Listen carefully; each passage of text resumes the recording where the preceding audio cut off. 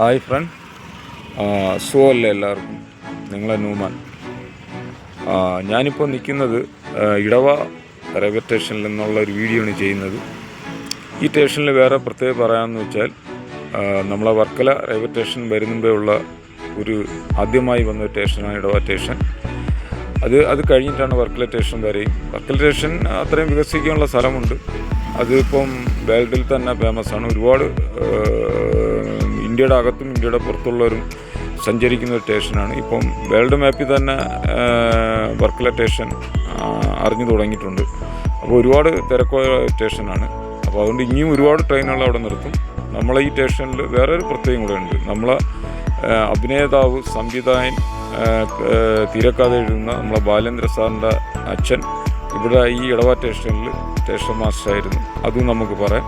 അപ്പോൾ അദ്ദേഹത്തിൻ്റെ ഒരു അനുഭവ കഥ സിനിമ ചെയ്തിട്ടുണ്ടായിരുന്നു. അത് ഇടവ റെയിൽവേ സ്റ്റേഷനും അതിൽ ഉൾപ്പെടുത്തിയിട്ടുണ്ടായിരുന്നു. പിന്നെ വേറൊന്നുകൂടി പറയാം. നമുക്ക് ഇടവ പഞ്ചായത്തിൻ്റെ കീഴിൽ 2 സ്റ്റേഷനുണ്ട്. അത് ഒന്ന് കാപ്പിൽ സ്റ്റേഷൻ, ഒന്ന് ഇടവ സ്റ്റേഷനാണ്.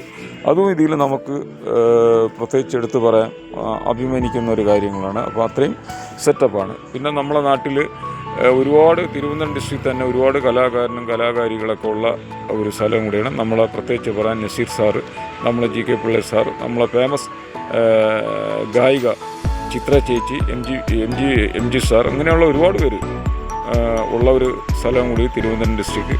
അതും നമുക്ക് എടുത്ത് പറയാം. നമ്മളെ തിരുവനന്തപുരം ഡിസ്ട്രിക്റ്റിനെ കുറിച്ച് പറയുകയാണെങ്കിൽ വളരെ നമ്മളെ സ്ഥലസ്ഥാനം കൂടിയാണ്. വളരെ ഒരു അഭിമാനിക്കുന്നു പറയാം. തിരുവനന്തപുരം എന്ന് പറയുന്ന വളരെ ഡിസ്ട്രിക്റ്റ് എന്ന് പറയുന്ന വളരെ എല്ലാവർക്കും തലസ്ഥാനം കൂടിയാണ്. വളരെ ഫേമസായ സ്ഥലങ്ങളാണ്. അപ്പോൾ അതുകൊണ്ട് നമുക്ക് അതും ഒരു പറയാം. പിന്നെ ഇടവ സ്റ്റേഷനിൽ നമുക്ക് എടുത്തു പറയുന്ന കാര്യം എന്ന് വെച്ചാൽ, വർക്കല വികസിക്കാനുള്ള സ്ഥലമില്ല. ഒരുപാട് ഗവൺമെൻറ് എംപ്ലോയികൾ വർക്കല പോയാണ് കയറുന്നത്. അപ്പോൾ 1-2 സൂപ്പർ ഫാസ്റ്റ് ട്രെയിനിലൂടെ വൈകുന്നേരം രാവിലേക്ക് നിർത്തിയാൽ കൊള്ളാമെന്ന് തോന്നുന്നു. അപ്പോൾ അതിൻ്റെ വർക്കല പിന്നെ ഞാൻ പറഞ്ഞ കണക്ക് വളരെ ഫേമസാണ്. ഞാൻ ആ പണികളെല്ലാം തീർന്ന് വരുമ്പം വർക്കല വളരെ ഇപ്പോൾ 7 നില 8 നിലയാണ് അത് പണിയുന്നത്. അത് പണിഞ്ഞ് വരുമ്പം തന്നെ എനിക്ക് തോന്നുന്നു വളരെ ഒരു പുതുമയാവുന്ന ഒരു സ്റ്റേഷനായിട്ട് തന്നെ ഇനി വരും. അതിൻ്റെ പണി വളരെ പെട്ടെന്ന് നടന്നുകൊണ്ടിരിക്കുകയാണ്. അപ്പോൾ വർക്കല റെയിൽവേ സ്റ്റേഷൻ അത് അത്രയും ആൾക്കാർ വരെയും പോകുന്ന ഒരു സ്ഥലമാണ്. അത് തന്നെ നമ്മൾ പറയാം. ഇടവ സ്റ്റേഷൻ നമ്മുടെ ഒരു പുതുമയെന്ന് പറയുന്നത്, നമ്മളെ വർക്കല വരുമ്പോൾ ഉള്ള ഒരു റെയിൽവേ സ്റ്റേഷനാണ് ഇടവ സ്റ്റേഷൻ എന്ന് പറയുന്നത്. അത് നമുക്ക് എടുത്ത് തന്നെ പറയാൻ പറ്റും. അതാണ് ഞാൻ ഒരു വീഡിയോ ചെയ്യേണ്ട കാര്യം. ഇപ്പോൾ ഇന്നത്തെ തലമുറയെ കുറച്ച് പേർക്കൊക്കെ അറിയാൻ പറ്റും, കുറച്ച് പേർക്കൊന്നും അത്ര അറിയാൻ പറ്റില്ല. കാര്യം ഇത് വർക്കലയല്ല എല്ലാവരും അറിയപ്പെടുന്നത്. അപ്പോൾ നമ്മൾ ഇടവ സ്റ്റേഷനാണ് ആദ്യം വന്നത്. വർക്കല വരുമ്പോഴുള്ള സ്റ്റേഷനാണ്.